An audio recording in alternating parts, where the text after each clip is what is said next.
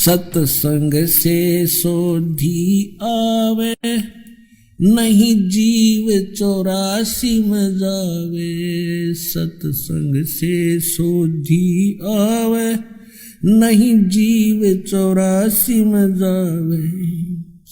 अब मेटो द्वेष और राग, हो राग या उम्र बतेरी जाली। अब मेटो द्वेष और राग, हो राग या उम्र बतेरी जाली। अब हम उसी प्रसंग पर आते हैं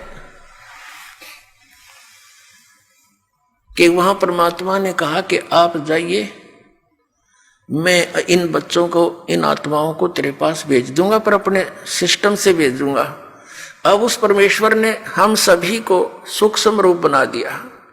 और पुण्यात्माओं, ये पौराणिक कथा हम सुनते पढ़ते हैं, वो झूठ नहीं है, लेकिन वो कहाँ तक है, वो किस स्तर की है, वो अलग बात है। तो उसमें बताया था कि एक राजा की लड़की विवाह के योग्य होगी, वो ब्रह्मा के लोक में चला गया ब्रह्मा जी से संयोग पूछने खातिर। वहां उसको कथा चल रही थी, वो सुनने लग गया। यहाँ कहते हैं तीसरा युग आ गया, द्वापर युग आ गया तीसरा। तो उसने पूछा, जी मैं तो लड़की का संयोग पूछने आया था, योग्य वर कहाँ मिलेगा, कोई विधि बताओ हमारे को। तब ब्रह्मा जी ने कहा कि जहां से तू आया वहां तो अब तीसरा युग आ चुका है, द्वापर आ गया है। और सतयुग से आए हुए वो इतने लंबे लंबे थे, यानी 100 फुट ऊंची हाइट थी इन मनुष्यों की। सतयुग में 100 फुट थे, भी ऊपर 150 फुट हाइट के थे। द्वापर के प्रारंभ में ये 40 और 50 के आसपास, द्वापर के प्रारंभ में 40-50 के आसपास हाइट रह गई थी मनुष्य की। अब यही आपका गले उतरे नहीं, क्योंकि आपने देखे ही जितने, 5.5-6 फुट, मैक्सिमम 7 फुट। कोई बात नहीं, यह अध्यात्म मार्ग है पुण्यात्माओं, फिर से पनप रहा है, फिर से अंकुरित हो रहा है यथार्थ ज्ञान, यथार्थ मार्ग। तो धीरे धीरे ये घर भी करेगा, स्थान भी बनाएगा। तो वो नीचे भेजा, तो उसको बताया कि अब तो ये आपका वर होगा। अब वह लड़की तो 60-70 फुट की और वो 40 फुट का उसका वर, दोनों छोटा दिखे। कहते हैं बलराम नाम था कृष्ण का भाई। तो उसने हड़ मारा उसके कंधे पर लड़की के, वह छोटी होगी, उसके 70 में आएगी, फिर उनका ब्याह हो गया। अब इसको हम गलत भी नहीं समझे, हमने सिर्फ अपने अध्यात्म मार्ग को समझना है कि ये तो एक जन साधारण छोटी सी भक्ति शक्ति युक्त व्यक्ति ऐसे ऐसे काम कर दे, सातों समुद्र पी जा।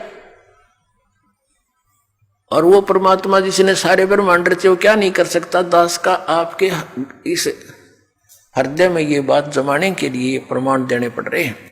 तो उस परमेश्वर ने हमें सूक्ष्म रूप बनाया, और जिस आत्मा ने सबसे पहले स्वीकृति दी थी इस काल के साथ आने की, उसकी लड़की बनाया, लेकिन उसको प्रजनन इंद्रिय नहीं लगाई थी।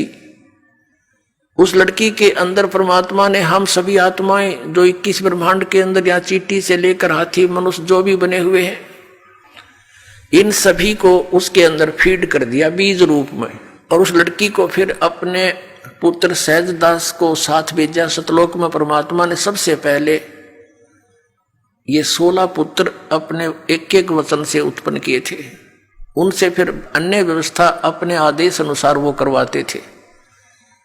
तो सहजदास को भेजा उस लड़की के साथ और कहा, बेटा जा उस ज्योत निरंजन सरपुरुष से कह देना कि जिन आत्मा ने तेरे साथ आने की स्वीकृति दी थी, इस लड़की के शरीर में फीड कर दिया है।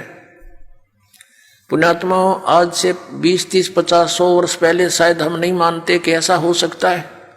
अब विज्ञान ने हमारा ये मार्ग बहुत आसान कर दिया है। जैसे ये देखते हैं, कोई टेस्ट कराता है कि आपके 1 ग्राम खून में इतने करोड़ जीवाणु होने चाहिए, इतने लाख, और वो इतने कम है, इतने होने चाहिए। यानी 1 ग्राम ब्लड में और लाखों की संख्या में जीवाणु होते हैं। और कितना ब्लड आपके अंदर, हमारे शरीर में कितने जीवाणु हैं, वो सभी आत्माएं हैं। तो ऐसे वो फीड कर दिया इस लड़की के शरीर में। और ये कन्या थी। परमात्मा ने कहा जा निरंजन के पास छोड़ के आ सहजदास। सहजदास ने आकर के लड़की को ज्योत निरंजन के हवाले कर दिया और उसको बता दिया कि इसके बॉडी के अंदर परमात्मा ने वो सभी आत्माएं फीड कर दी है। और परमात्मा ने कहा बेटी तू जितने जीव कहेगी उत्पन्न करना चाहेगी कर सकती है, जितना वो कहे उतने जीव उत्पन्न कर देना, वो नर आकार में या जैसे भी पशु पक्षी तू जैसे भी चाहेगी वो एक बार कल्पना करना, वैसे ही रूप धारण के तेरे शरीर से बाहर आते ही वो ऐसा रूप धारण कर लेंगे। अब यहाँ भी बात बहुत समस्या आ जाएगी आपको कि ऐसे कैसे हो गया। हम छोटे से जादूगर को देखा करते थे, बालक थे तब। जादूगर आता था, एक मुख में छोटा सा कंचा डालता था, ये अंटे खेल बालक, गोली सी होती है कांच की, उनको 1 2 3 छोटी छोटी मुख में डालता था और फिर थोड़ी देर में डो करके और पत्थर काट देता। बता, वो तो एक जादूगर है, एक सिंपल। ये जादू जितने भी ये आध्यात्मिक यहाँ की जो ऊटपटांग सी क्रियाएं हैं ये सारी गॉड पावर से होती हैं। और ये क्या करते हैं कि वो पहले भक्ति सिद्धियां करते हैं तो परमात्मा से ही कुछ पावर ग्रहण कर लेते हैं, उसका ड्रामा बना लेते हैं, बस इतनी सी बात है। और उस मालिक ने सारा कुछ रच रखा उसके पास, तो वो खान है उस शक्तियों की, खान यानी वो तो एक पूरी स्टॉक है मालिक, पूरी पावर है उसके अंदर, वो कुछ भी कर सकता है। और कहा कि बेटी तू जितने भी जीव वो कहे तो उत्पन्न कर देना। और ऐसा ही कहकर ज्योत निरंजन काल को समझाकर सहजदास लड़की को वहां उसके ब्रह्मांडों में छोड़कर वापस आ गया। अब युवा होने के कारण लड़की का रंग रूप निखरा हुआ था। परमात्मा ने यह परीक्षा लेनी चाहिए थी कि ये यहां रहने योग्य भी है कि नहीं। ये ज्योत निरंजन इसने यहां पहले तो ये फंड किया, एक पैर पे खड़ा होकर बकवाद शुरू की, या रहा नहीं गया इसके ऊपर, क्योंकि ये 3 जने, एक अचिंत, एक ये अक्षर पुरुष और ये सर पुरुष, ये तीनों अचिंत के लोक में परमात्मा ने रहने को कह दिया था। इस द्वीप में रहो तुम एक गर्भ में, और बाकी सभी हम आत्माएं उत्पन्न कर दी थी, सबको अलग अलग व्यवस्था कर दी थी। तो इसके अंदर ये खुरापात उत्पन्न हुआ कि हम 3 जने तो एक स्थान पे, बाकी सब अलग अलग, मैं भी अलग से राज्य प्राप्त करूं। तो इसने तपस्या करके ये स्थान प्राप्त किए 21 ब्रह्मांड। तो वहां जब इसने देखा कि लड़की का रंग रूप देख करके ये एकदम इसके अंदर विषय वासना जागेगी, रजोगुण से प्रभावित होकर इसने लड़की के साथ दुराचार करने की सोची। उसी गतिविधि इसने प्रारंभ की उसके साथ। तो लड़की ने कहा कि ज्योत निरंजन कुछ शर्म कर, देख पहले तेरी उत्पत्ति करी परमात्मा ने, हमसे पहले तेरा जन्म हुआ उन्हीं के वचन से, और फिर उन्हीं के वचन से हम उत्पन्न हुए हैं, और मेरी उत्पत्ति भी उसी से हुई है, हम बहन और भाई हैं। ऐसा जुल्म ना करे तू। पर ये इतना अंधा हो गया काम वासना में, ये हद से ज्यादा बढ़ गया और बदमाशी करने के लिए मुंह खोला, आलिंगन बद्ध करना चाहा। लड़की भी उसी बाप की बेटी है, सूक्ष्म रूप बनाया, इसके मुंह के माध्यम से पेट में शरण ले ली और वहां से पुकार की, पिताजी मेरी रक्षा करो, मेरी रक्षा करो। अब परमात्मा को पता था कि अब हो गए लड्डू मिलने शुरू इनको, इसके साथ जाना चाहते थे नकम्मे के साथ। वहाँ सारी सुविधाएं थी, बड़ा पूरा सारा सुख था, वो छोड़कर हम इसके साथ आ गए। अब परमात्मा ने कहा कि जा जोगजीत, 16 पुत्र हैं, उन्हीं से वो काम लेते हैं। जा जोगजीत, वैसे तो स्वयं ही अपने पुत्र जोगजीत के रूप में वहां आए थे और कहा था कि सुन, अब परमात्मा चला जा तो उसका कलेजा फट जा, कलेजा हिल जाए उसका, मर जाओ, बेहोश हो जाओ, उठे को नहीं कई कई वर्षों तक। तो इसलिए अन्य अपने पुत्र का रूप बनाकर, जोगजीत का रूप बनाकर परमात्मा उसके लोक में प्रकट हुए और कहा ज्योत निरंजन तूने जुल्म कर दिया, तूने यहाँ का विधान तोड़ दिया और ऐसे जुल्म करने वाले व्यक्ति को यहाँ पर यह सजा मिलती है कि आज से तू 1 लाख मानुष शरीरधारी प्राणियों का आहार करेगा और 1.25 लाख की उत्पत्ति किया करेगा। लड़की को उसके पेट से निकाल दिया और दोनों को वहां से कह दिया कि तुम निकल जाओ यहाँ से, 21 ब्रह्मांड लेकर जो तो निरंजन चला जा तुम यहाँ से। और लड़की ने भी कहा कि पिताजी मुझसे गलती होगी कि तू चली जाओ यहाँ से।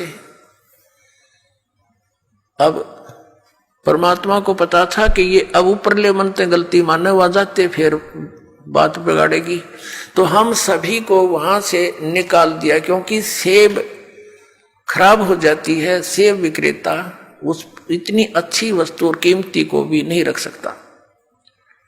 लेकिन यहाँ ये फॉर एग्जाम्पल है। अब परमात्मा का उद्देश्य क्या था कि ये वहां जाएंगे तो इनके साथ क्या बिरानमटी होगी ये पता ही था, पहले भी आगाह किया था भगवान ने हमारे को, लेकिन हम मानने नहीं, हम इतने आसक्त हो गए थे। तो 21 ब्रह्मांड वहां से चल पड़े, जैसे विमान चलता है 16 शंख कोश की दूरी पर सतलोक से आकर ये यहाँ पर चक्कर काटने लगे परमात्मा के आदेश अनुसार। पुण्यात्माओं, दास एक जूनियर इंजीनियर सिविल की सर्विस किया करता था और वहां एक सरकारी कार्य चल रहा था कंस्ट्रक्शन का। वहां एक बहन भी मजदूरी करने आई हुई थी और उसके 2 बच्चे थे। एक तो वृक्ष के कपड़े में बांध कर लटका रखा था, वो जैसे झूला सा बना देते हैं, एक नीचे वो खेल रहा था और वो रो रही थी। हमने पूछा बहन क्यों रो रही है तू, क्या बात है? तो बहुत बुरी तरह सबक रही थी। तो उनके गांव से एक और था, उसने बताया जी ये ऐसे ऐसे। फिर वो हिचकी सी रुकी उसकी, फिर उसने बताई जी मैं बताऊंगी सारी कहानी कि मैं बहुत अच्छे धनी घर की लड़की थी और जिसके साथ मैं अपनी मर्जी से लव मैरिज करके आ गई, ये मजदूर था हमारे। और मेरे पिताजी को जब इस बात का पता चला तो उसने कहा बेटी ठीक है, हमने तो विवाह करना ही है तेरा, लेकिन जहां तू संयोग जोड़ना चाहती है यहां वहां दुखी बहुत हो जाएगी। लेकिन मेरे पिताजी की बातों का मेरा असर कतई नहीं हुआ, क्योंकि मैं तो अंधी हो चुकी थी। पिताजी के न चाहते हुए मैं इसके साथ आ गई। और अब ये क्या करता मेरे साथ, मैं मजदूरी करती हूं और वो शराब पीता है, सारा दिन घर पे रहता है, दोनों बच्चों को साथ लाती हूं और मजदूरी करती हूं, इसलिए रो रही हूं कि मैंने अपने पैर पे आपको आड़ा मार लिया। तो पुण्यात्माओं, परमात्मा हमें यही बता रहे हैं कि तुमने अपने पैर पे आपको आड़ा मार रखा है। उस भरे पूरे परिवार को छोड़कर, वह सर्व सुख संपन्न सतलोक को छोड़कर हम यहाँ आगे इसके साथ टिंडे लेने के लिए हम मजदूरी करते हैं, ये खाता है। अब इसने स्वर्ग क्या बना रखा है, एक रेस्टोरेंट है, ये वहां का मैनेजर है, ये इंद्र आदि वहां के मैनेजमेंट करने वाले नौकर छोड़ रखे। आप यहाँ भगवान की जो सच्ची भक्ति करोगे तो आपकी कुछ पूंजी जुड़ेगी। शास्त्र अनुकूल साधना करोगे तो, शास्त्र अनुकूल साधना नहीं करते उनका कुछ नहीं मिलता, वो सीधे नरक में डाल दिए जाते हैं। छोटा मोटा पुण्य करते हो उसके आधार से स्वर्ग में कुछ समय प्राप्त हो जाता है।